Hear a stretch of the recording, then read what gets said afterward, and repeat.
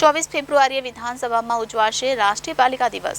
વિધાનસભા ગૃહમાં ધારાસભ્યોની જેમ બાલિકાઓ વિધાનસભા ગૃહની કાર્યવાહી ચલાવશે। 24 ફેબ્રુઆરીએ વિધાનસભામાં રાષ્ટ્રીય બાલિકા દિવસ ઉજવવામાં આવશે।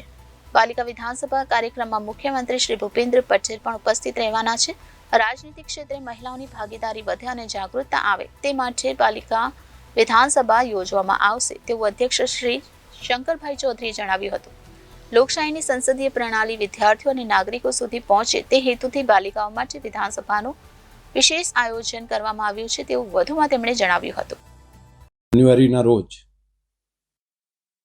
રાષ્ટ્રીય બાલિકા દિવસની ઉજવણી ગુજરાત વિધાનસભા તેમજ રાજ્ય સરકારના મહિલા અને બાળ વિકાસ વિભાગ દ્વારા કરવાનો નિર્ણય કરવામાં આવ્યો છે।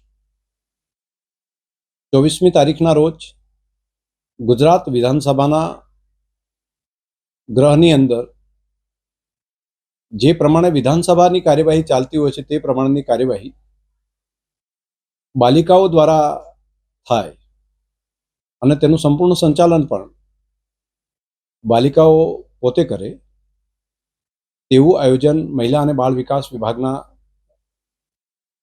સાથે રહી અને કરવામાં આવ્યું છે। એના ઉદ્ઘાટન પ્રસંગે રાજ્યના માનનીય મુખ્યમંત્રી શ્રી ભૂપેન્દ્રભાઈ પટેલ અને મહિલા અને બાળ વિકાસ મંત્રી માન્ય શ્રી ભાનુમતીબેન બાબરિયા એ પણ ઉપસ્થિત રહેશે।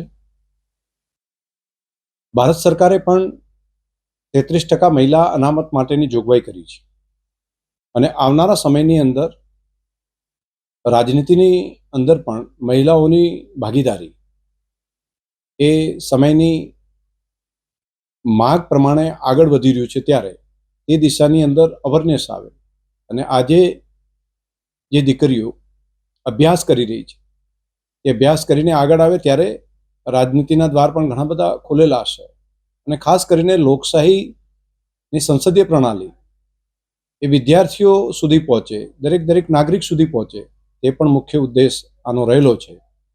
તો આ અંગે 24મી તારીખે રાષ્ટ્રીય બાલિકા દિન નિમિત્તે આ પ્રમાણનો કાર્યક્રમ રાખવામાં આવ્યો છે। Bureau report Janadesh news, Gandhinagar.